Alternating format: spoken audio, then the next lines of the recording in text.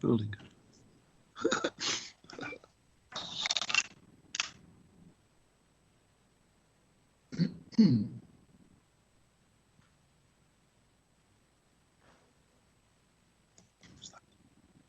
Nasty noise. Okay, welcome to today's meeting of the ESPO Management Committee. This meeting is being broadcast live to the public. Due to the current situation, all members of the committee are joining online. I've had apologies from Councillor Smith-Clare and Councillor Birdie, and I understand that Councillor Holditch may be joining late due to another meeting. First, I will go around and ask everyone to introduce themselves. Can I please ask that all officers and members remember to turn their microphones on when speaking and off when you have finished speaking. Councillor Bates. Thank you, President. Councillor Butlin. Present. Councillor Clancy. I don't think he's joined us. Dr. Felton.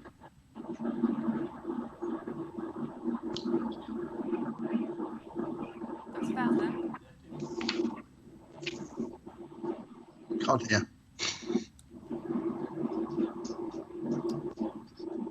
Okay, I'll move on. Councillor Holditch. Councillor Higgs. Here. Councillor Howell. Present. Councillor Rawlins. Present. Councillor Seaton. Present, thank you. Mr. Shepherd. Present. Okay. I think Dr. Felton might have just lost sound, but I'll send him a message. Can you hear me now? Yes. Yeah. Okay, perfect. It was me not hearing you, actually. Oh, okay. I didn't hear my name. Yep. Right.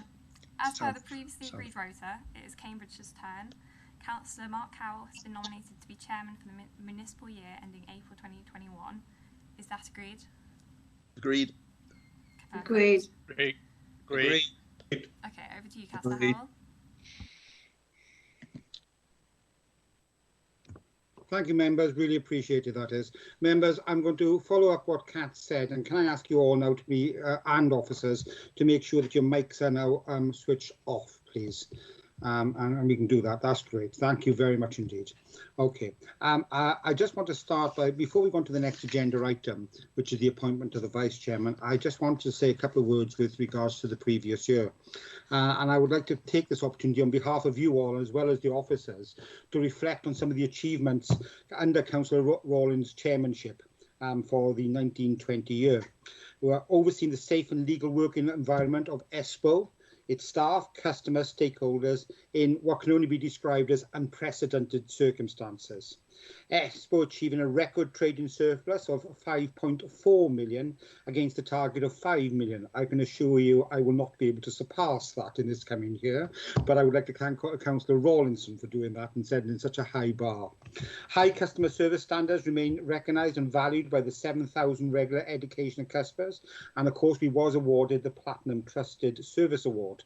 And this means that ESPO, and through its officers as well, has been constantly delivering excellence to its customers and have reached the highest level of accreditation as a result. That is no mean achievement. Promotion of our organisation values through the building and have also been embedded throughout the corporate communications, and our staff award is based around these values. All our staff, I can only say, continue with regards to the, sorry, I'll start that again, I made a muck up of that one. In all our staff, we want to say thank you very much indeed to Councillor Robinson for what they've done. It is really appreciated. And again, I will hark back to what can only be described as unprecedented circumstances in such a challenging environment. And of course, the expansion of the ESPO catalogue, including primary, secondary and early years, corporate and Eurozone catalogue range, absolutely superb. So I think if we were all in the room together, we would be clapping, but I think it should be recognised. And please, Kat, could you note that? It'd be much appreciated. Thank you very much indeed. Thank you. I will now move on to the, oh, sorry, Councillor Rawlinson, would you like to say anything at this particular point? Thank you so much, Mr. Chairman, for your kind remarks. I have to say that this is all down, of course, to the officers and staff and directors of ESPO itself and my fellow members, of course. So I'd really like to pay tribute to all the team, because I think that's a really important concept in this sort of organisation. Thank you. Thank you very much indeed. And while I'm just talking, I'm going to ask Councillor Robinson, could you just move your camera slightly down, because all I can see is from your nose upwards. And so if you could just move the camera or something like that. And David, if you could ask it, David, yes, thank you very much indeed. If you could just do that as well, much appreciated. Thank you. Okay, so the next agenda item is appointment of a vice chairman. I have had one nomination come forward, and that is Councillor Buckman. Do I have any others? No, none. So, Councillor Buckman, congratulations on being the vice chairman. Well done. Right, thank you, Chair, and hopefully we'll be in the same room when I kind of get the chance of kind of chairing a meeting, rather than kind of over a screen. So thanks very much, and we've certainly got a challenge for us over the next 12 months. Oh, we have indeed. That's very, very true indeed. Yes, very true. So I take it by everybody's silence or just smiles on their faces that we all are in agreement there. Yes, fine, thank you. Can I just tell you that when I'm looking at my screen, I'm seeing only some of the members. I'm seeing officers as well. So members, if you have got, if you do disagree with anything I'm saying, you're going to have to speak, because I can't see everybody's. I can't see if you start waving at the screen or anything like that. I can't see any of that. Okay, moving on to, so the minutes held on the meeting on March the 4th. So if we move on to that, please.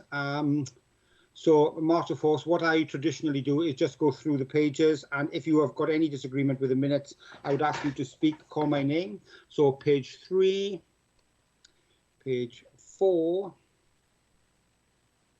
pages 5, and page 6,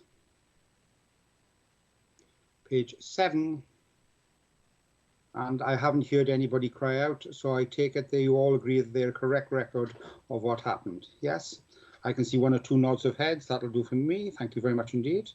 And my next agenda item is to see if there are any items to be taken as urgent elsewhere in the agenda. I have not been informed of any other urgent items, unless anybody has anything they wish to bring up now. No, thank you very much indeed. Declarations of interest in respect to items on this agenda. Are there any declarations? No, good, okay.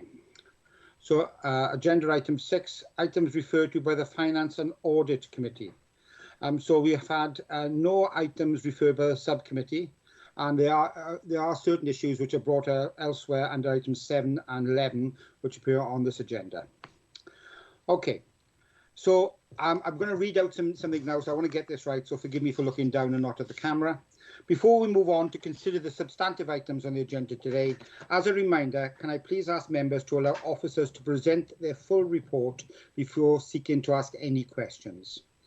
As we are all joining online, to ensure everyone has the opportunity to speak, I propose once the officers have finished presenting this item, I will open up for questions. To indicate you have a question, please use the raised hand function, and I will call upon you one at a time. Is everybody okay with the raised hand function? We all know what to do on that.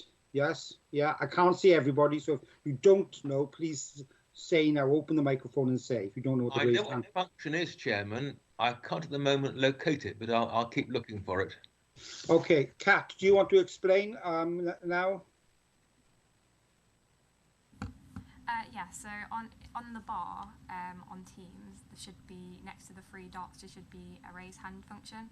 If your Teams is kind of minimised, you might have to use the 3 dots, and under there will be a raise hand function. And then if you just click that, it will just pop up that your hand's up, as you might see mine is right now.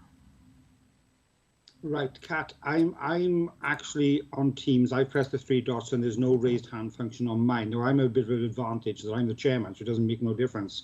But is anybody else in the same situation as me? No, I have found the raised hand now. Thank you. Great. Okay. Is there anybody else?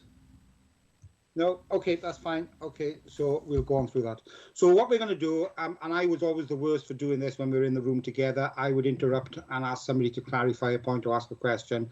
But what we're going to do here, we'll give the officers the opportunity to completely finish their report, and then we'll go back over the report just to do it. It's going to be much more easier that way. Okay, is everybody okay? All right then, that's good, good. Okay, so the next item now is agenda item number 7.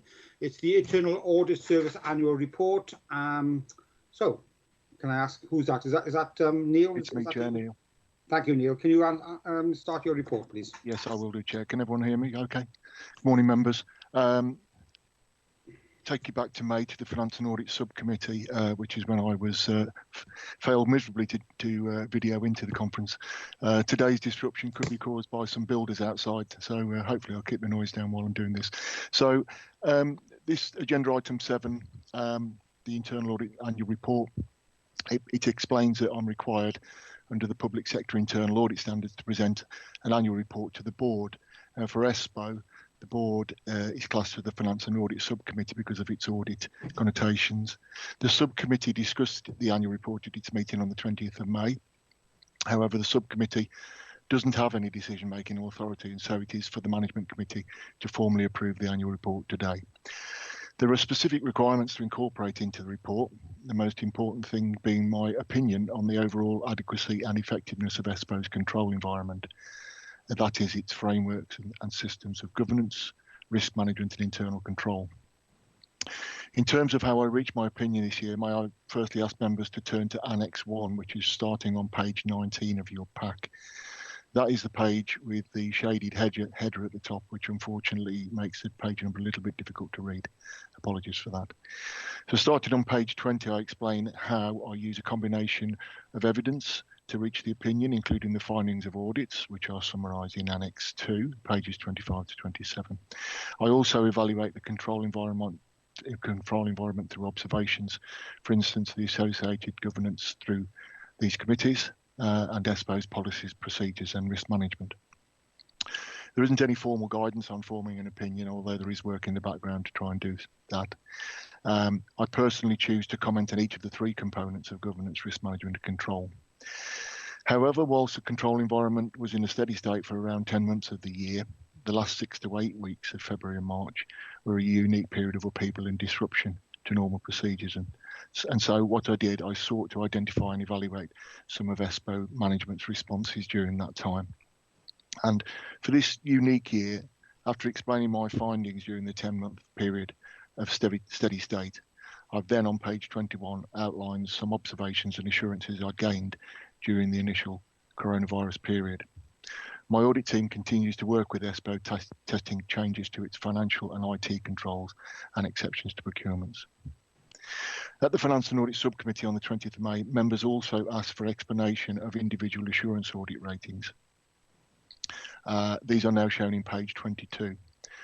Also, members queried why I'd only given overall reasonable assurance on the adequacy and effectiveness of the control environment when each of the individual audits had returned a substantial assurance.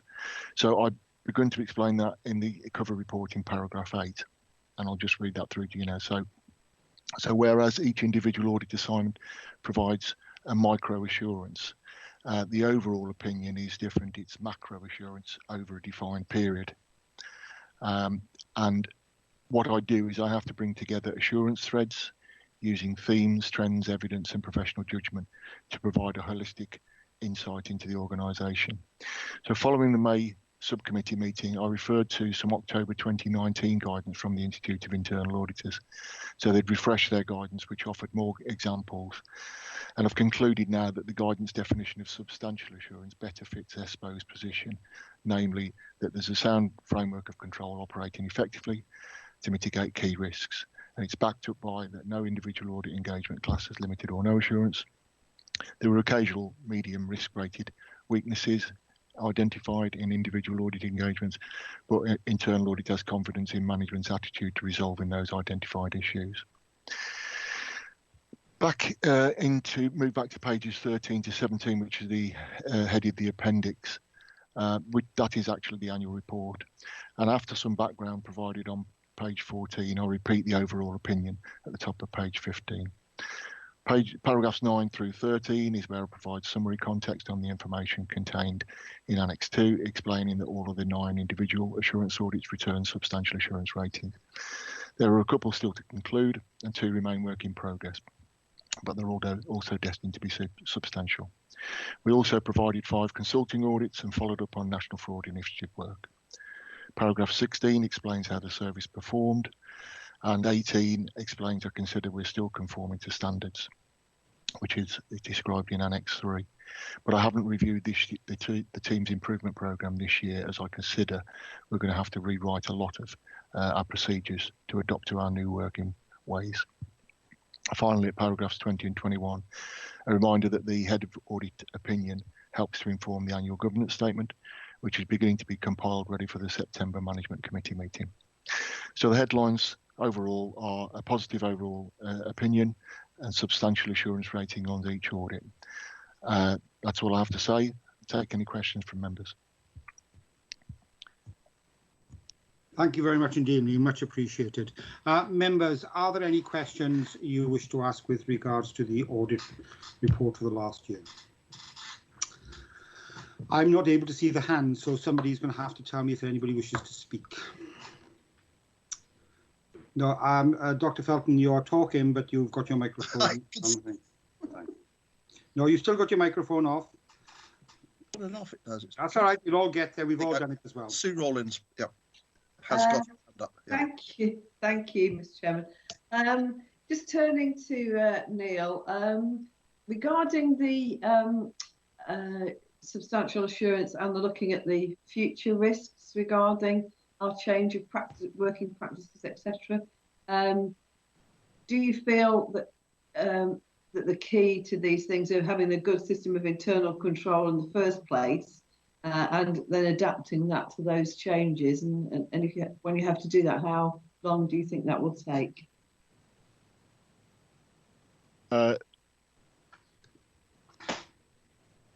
Neil, start again. When you click it, sometimes it clicks off again. Yes, Councillor, when certainly having a robust system of internal control at the outset helps in a scenario like we all experienced, and that was very quickly transitioned into retaining the levels of control, but just from different places effectively. So there is work ongoing. Matt and the audit team are continuing to work through a lot of the things that changes that have occurred. I think what was the answer to? Sorry, what was the second question? When do I think we'll revert to normal? Have to make, obviously, we're going to have to make some working policy changes regarding home working, etc. And when will you be reviewing the effectiveness of those? Because clearly that's not possible, perhaps just at the moment. No, yeah, that comes forms part of our consulting role really. So we work with ESPO and management and give them, offer them the opportunity to share their changes to policies and procedures with us beforehand, so that we can comment. So that's an ongoing thing. Obviously, lots of changes to policy procedures that worked in conjunction with the council's HR function. So all I can, I can't put a timeline on it. I think it's just going to be work in progress for a substantial amount of time. Thank you, Neil. Are there any other questions anybody would like to ask? Councillor Seaton's indicated. Yes, Mark. Yes. Thank you. David Seaton. I'd be interested in the comments of our colleagues who actually form the management team at ESPO as to whether they think this is a fair reflection of where they are at the current time.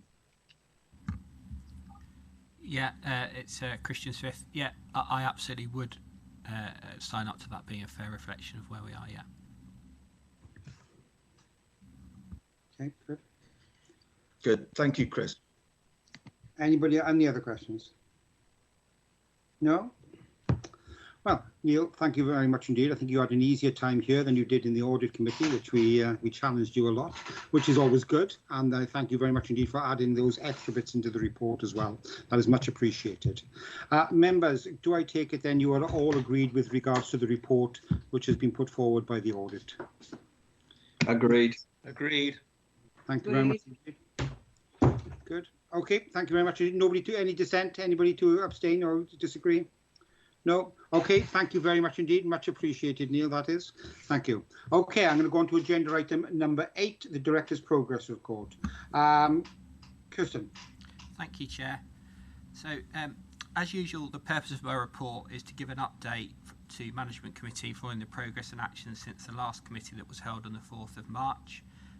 What is different in this update is you'll note that overall financial performance is covered under a separate report. That is a reflection of the sort of complexity and uncertainty within our finances given unprecedented events, and therefore that's being covered separately and not contained within the report. I'd like to start, if I may, by just offering a thanks on record to my team at ESPO. Obviously that's a reflection of all the staff, but in particular my senior team, who have done an amazing job in the last 3 months.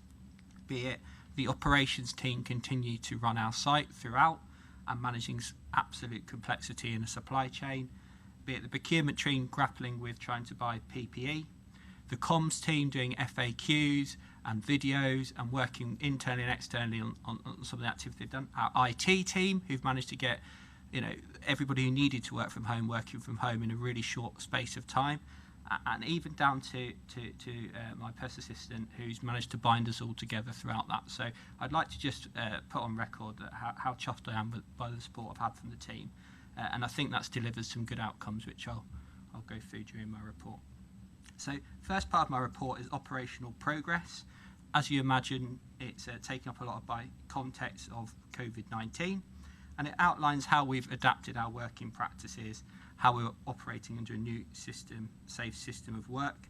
There is a sentence in there that refers to additional information under the health and safety aspects of the report.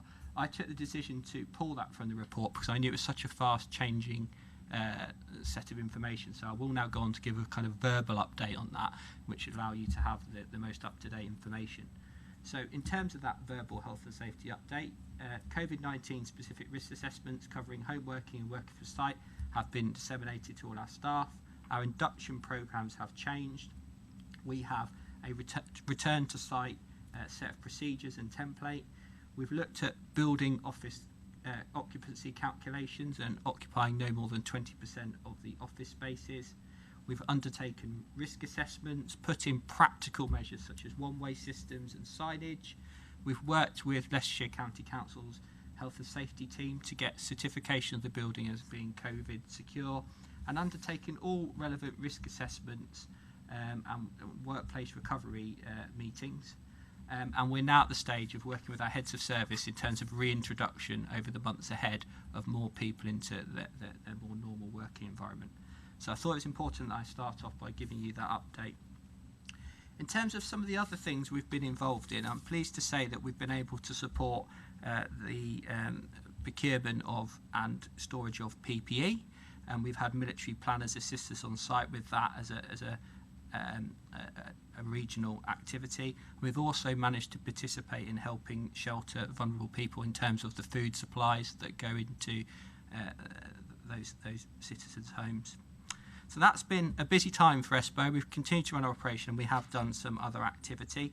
You've got some information that shows that in numbers in terms of the customer orders and the customer deliveries made in April, which is quite noteworthy. We made still over 4,000 deliveries in April at the height of the pandemic. The next section of the report covers customer services, and I hope you can see that we've continued to strive and how we improve our customer service over the period, and that outlines some of those improvements. There's a fair amount of detail in terms of the facilities management work that we've undertaken as a result of making sure the site was fully prepared for operating under the safe systems of work. In terms of day-to-day health and safety, no reported incidents in April, you'll be pleased to hear. Although, as I've mentioned in my larger update, we have been on high alert, of course, over this period for health and safety. Moving on, the next section of my report covers some of the staffing updates. I think it's right that I pull out at this stage that we did take the decision under delegated authority. The consortium secretary approved for the furloughing of members of ESPO staff under the national scheme. That decision was taken to support ESPO's cost base at a time where activity was clearly reduced, and we have subsequently started to unfurlough staff as per the government guidance as our activity has picked up. But I think it's important I report that through to Management Committee now, as that was obviously taken under delegated authority at the time. Our sickness absence has continued to be well managed throughout the period and has continued to reduce. Our completion rates for mandatory training has increased as we've taken the opportunity to invite people working remotely to interact with things such as mandatory training. And regular interactions happen with our managers through various forums such as heads of service meetings, managers charter, which details how we'd want our staff to be managed by line managers throughout the period. So there's been lots of interactions. So although we have been separated, we haven't been apart. And there's been multiple interactions at all levels across ESPO during this time. Finally, I've undertaken a review of ESPO's leadership team as a result of the announcement of Clive Pitt's retirement. It will now consist of 3 assistant directors covering operations, procurement and development and growth, supported by senior finance and HR representatives comprising the full team. Finally, it's the recommendation for the report is that members are asked to note and support the contents of this report, including the action taken to furlough staff by the consortium secretary. Thanks. Thank you very much indeed. Much appreciated. Members, can I ask please if there's anybody who has any questions on this part of Gerson's report? Again, you're going to have to put your name forward or shout out because I'm unable to see if you are putting your hands up. No one's indicating they have their hand up. No? No one? Sorry, Mark. Yes, Ian Bates. Sorry, question, Ian, yes. please. Ian. Okay. I'm on 15 of the report, and I wonder if you could just update. I fully understand the 93 staff that were furloughed. So, of those 93, how many are back now? Yes. What's the plan actually for the rest to come back? So Yes. I think I fully understand the current position that we all find ourselves into, but I think an update on that would be useful, Mr. Chairman. Thank you. Certainly. So at the time of writing the report, we had 93 staff furloughed. The maximum point we had was 99 staff furloughed. As I speak to you today, we have unfurloughed 65 of those staff. So we subsequently have 34 staff who are still furloughed. The plan to unfurlough all of our staff is that to work through a head of service level plans so that by September I do not envisage any member of staff needing to be furloughed at ESPO. Obviously it's a changing environment, but that's our plan. I'm just going to ask a couple of questions now. So with regards to the risk register that you've got on here, could you just highlight any things with regards to that? I don't know if there's anything in particular, but I think we can. I'm just looking more at the impact now that the coronavirus has had on ESPO and where you see in that fitting in, or is it just permeating to every single aspect? So as you can see in the risk register, there is a new major risk, unsurprisingly added to our risk register reported to members, which is entitled coronavirus. I would agree with you, Chair, that obviously it permeates lots of things that we do. In terms of trying to drag out the sort of core threads, there will be a financial impact, which we'll cover later in our financial planning. There has been a people impact in terms of furloughing and how we manage people in a very different way in the current environment and how we keep them informed and motivated. There's clearly an impact on our customers and their change of procedures and practices that we'll need to adapt to. There'll be a long-term commercial impact which could bring as many benefits as it does drawbacks. So when I say impact, there's obviously a positive side to some of these things as well. And there's an impact across all of our supply chains, how they all kind of grapple with surges in demand that you wouldn't normally see for educational supplies, and how they grapple with their own staff changes. I think ESPO is a very resilient organisation, and you'll see that through the P&L position we've managed to achieve in the period, which is quite frankly astonishing given the challenge that we've had in front of us. So I don't underestimate the challenges, but I think we're doing really well, and we are certainly well placed to be able to adapt, and we've proven that over the last period. Okay. Any other questions? The members, what I'm going to do, I'll put this report to you. Is everybody in agreement with regards to the report we've just heard? I can see a couple of nods of heads. Thank you very much indeed. And anybody in disagreement? No. Thank you very much indeed. Okay, thank you. Members, now I'm going to ask for the exclusion of the press and public. I move that the public be excluded from the meeting for the remaining items of the agenda, and these contain exempt information. May I first of all have a seconder for that, please? Yes, Councillor Felton, thank you very much indeed. I will now thank you. Sorry, members, do you all agree with that statement? Agreed. Agreed. Thank you very much. Kat, if you could now please press the appropriate button.